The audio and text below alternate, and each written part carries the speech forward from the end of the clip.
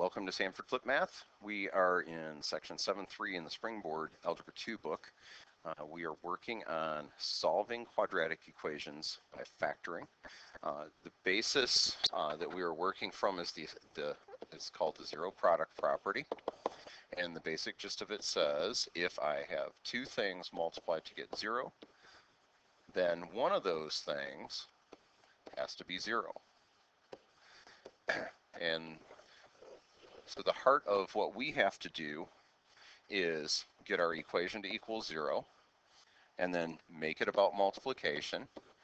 And then once we've done that, each of these factors could have been 0, so we set each factor equal to 0 and solve. Okay, so that's the recap of the steps: is get things equal to 0, factor, and then set each factor equal to 0 and solve. So that's what we're going to do with this guy. We already have it equal to 0, so that's good. The other issue is that we don't have this looking like multiplication. I have a bunch of addition and subtraction here, but I don't have anything that looks like just multiplication. So what we're going to do is make this into multiplication. So this refers then back to section 7.2 where we did factoring. So the factoring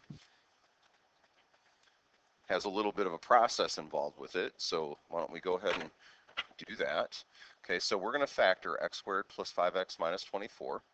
And we've been using what we lovingly refer to as the box method or the area model. And again, the idea is that we're talking about areas. First term goes in the upper left-hand corner. The last term goes in the bottom right. And then we do a little bit of work with factors of a times c. Well, a for this equation is 1. C is negative 24. So we're going to be doing factors of 24. And what we're trying to do is pick the numbers that when I multiply them, I get the negative 24. But when I add them, I get this plus 5, that b term. Okay, so this is going to be the sum, and the goal is to get that to be b. Okay. Now, one other thing we need to note here, note that the sign in front of the constant term is negative, which means we must have multiplied a positive times a negative. Okay, so there must have been a positive times a negative to make that happen. And when it happened, since this comes out positive, the bigger number from our multiplication has to be positive. Okay, so the other number must have been negative. So like in this case, the numbers we multiplied were negative 1 times 24, and that gives us a sum of 23. Well, that's not 5. Okay, so we're going to buzz through the other factors. So it could have been 2 times 12, could have been 3 times 8, could have been 4 times 6, could have been 5 times, nope, that doesn't work, could have been 6 times 4, now we're repeating. Okay, now, again, the smaller one would have to be negative. And when I add these, this is 10, this is 5, this is 2. Now, as soon as you see what you're looking for, you can be done. And some of you I know can be a little more strategic. So maybe what you're doing is anticipating where we're going, and that's fine. You don't have to write a whole list. Ultimately, what our goal is to get the negative 3x and the 8x so that we can fill this in. And we factor out common factors. So the common factors for this column, well, looks like we just have an x in common. So I'm going to write x above that. And in this second column, it looks like we have 8 in common. Okay, so look in here. Okay. Going across, looks like again we have x in common. And in this bottom one, looks like 3. Now, worth noting that both of those have a negative in them. I'm going to bet money that this guy's supposed to be negative. Just to kind of confirm what's going on here. Negative 3 times 8 is in fact negative 24. Also, if I just do like x times 8, that's 8x. Okay. So anytime you're, trying to confirm what's going on, you're looking in the rectangle there to see what's going on. Okay, like it should be like length times width is area, and the stuff in the box is the area, and the stuff on the outside is the length and the width. All right. So what are our factors? Well, we have x plus 8, and we have x minus 3. And what we've just done is taken apart the left side of this equation and made it into multiplication. So if we made it into multiplication, now we have a product, that's the p, the first p in the zero product property. now we have a product equaling 0. Okay, so that'd be the 0 part of the product property. Okay, all right, so if I have a product equaling 0, if I have multiplication equaling 0, then one of those things had to be 0. So either that was 0 or that was 0. And then I can just solve each of these separately.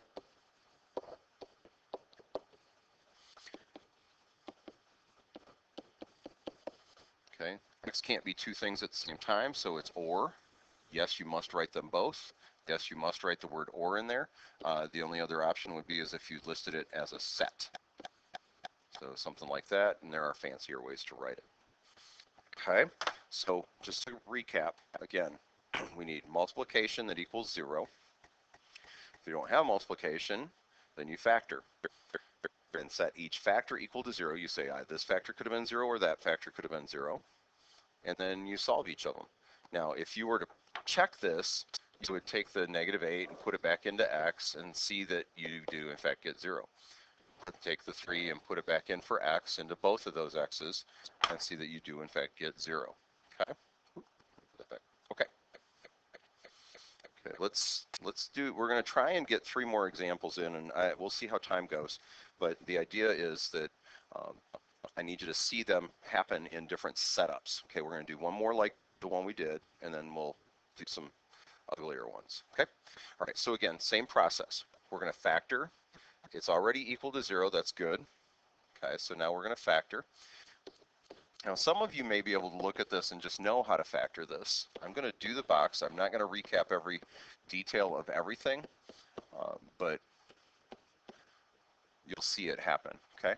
And again, now factors of 24, okay, a times c. So factors of a times c, we want that sum, the hope is that it ends up being b, okay? So factors of 24, so 1 times 24.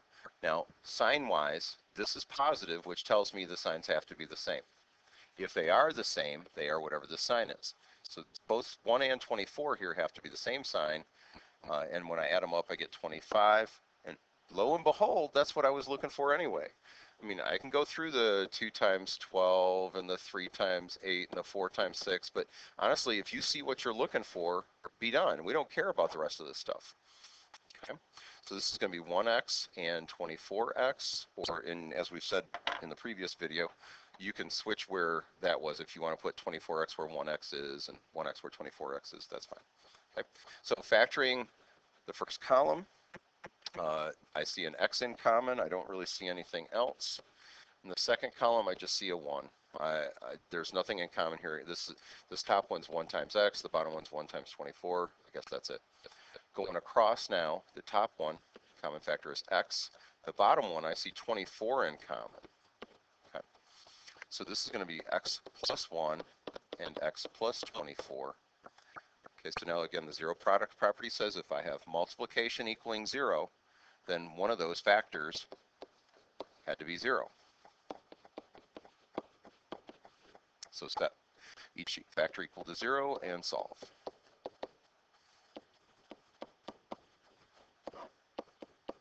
Hear me banging on the smartboard.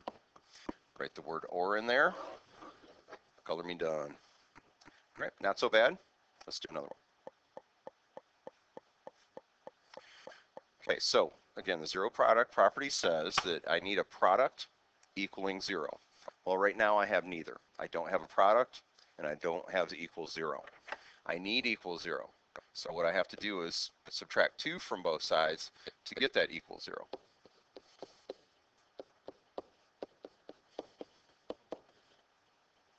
Okay, so now I have equal 0, but I don't have a product.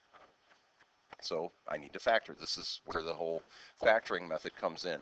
There are other ways to solve quadratics, and we'll talk about a lot of those in class, but right now we're focusing on this method. Okay, there they are. Okay, so now I need factors of -8.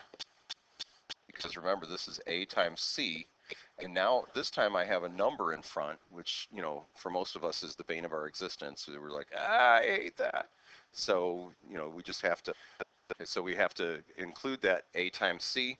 Factors of -8. Now I'm going to do 1 times 8, 2 times 4, 3 doesn't work, 4 times 2, now I'm repeating.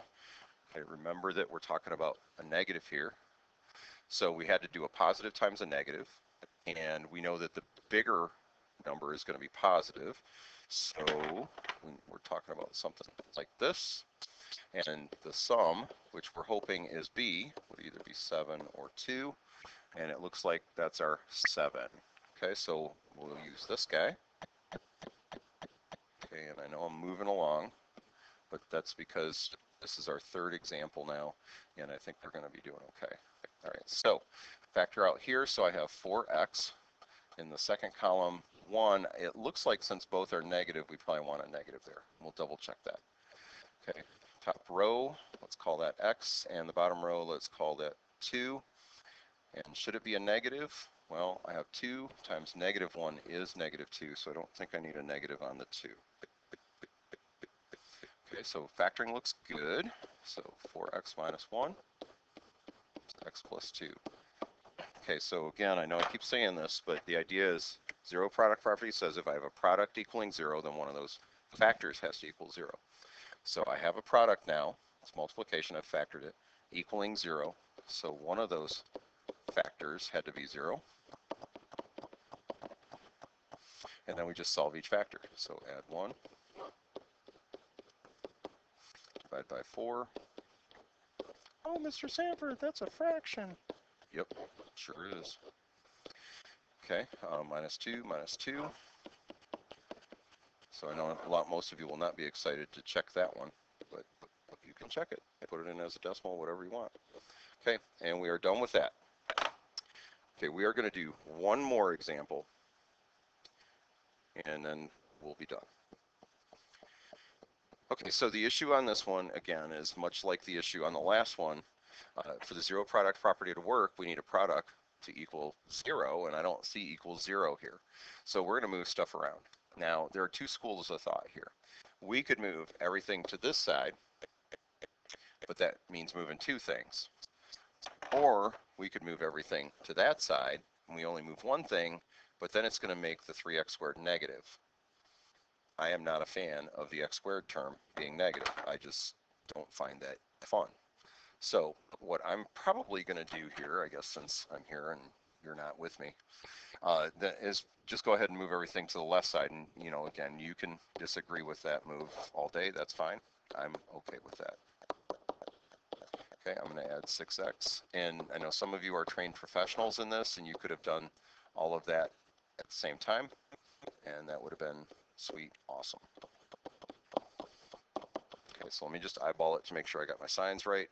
So 3x squared, I needed a -9, that's on there. I needed a +6, that's on there. Okay, so now we need a product to equal 0. Well, this is not written as a product, so we have some factoring to do. Now, one of the things that we kind of get on autopilot and forget about is sometimes there's a common factor. If there's a common factor, it needs to come out. The box method does not work so well with common factors in the middle of it because it ends up they're in all of the terms, and that's very problematic. It has to come out. So bring out the 3, and then we have x squared plus 2x minus 3 equals 0. Okay, now we've pulled out the common factor. This is good. Okay. Now, if you haven't been pausing and trying stuff on your own throughout the video, I'm going to recommend that you hit pause right now and finish the problem. Okay, and if you get stuck on something, then you can just hit play. And after you're done, one way or another, hit play and see how it shakes out. Okay, so the 3 is done. This guy, we need to factor some more. Okay, so I'm going to go ahead and do that with the box. So we have x squared negative 3. We don't know what the middle term came from, so we're going to do factors of a times c. Whatever they added up to, and hopefully we get b out of the deal. Okay, so a times c, well, we're just looking at this. We're not looking at that 3 out in front. So 1 times negative 3 is negative 3. So we're talking about 1 times 3, or 3 times, yeah, I guess that's it. Well, that's negative. That's why the signs are going to be different. And that's positive, so the bigger one's going to be positive. So this is going to add up to 2. Did it work? Yes, it did. I see that that's b over here, so that's good. All right, so we're looking at negative 1x and 2x, and let's do a little factoring. Okay, so I pulled the x out of the first column, I pulled the negative 1 out of this one, and then let's just kind of double check. Ooh, not that far. And let's just kind of double check that this works. So like for instance, I'm going to say x times negative 1 is negative 1x. That looks pretty good. The signs are the thing that bother me. So I'm just want, ooh, there's supposed to be a 3 somewhere. Where was the 3 supposed to be?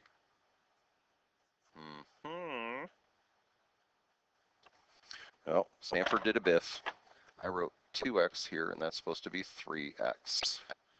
Yay! Let's try that again. Then that's why you double check things, right? Okay, so this really has a 3 in common. I think after that everything works. Okay, so x plus 3, x minus 1. All right, so here we go. 3, x plus 3, x minus 1 equals 0. Okay, we're going to set each factor equal to 0. Okay, so 3 equals 0. Okay, when does 3 equal 0? Yeah, I don't think 3 ever equals 0. So that factor doesn't actually give us anything useful, and that's okay. We just kind of make a note of it, or not make a note of it, just make sure you know what's going on.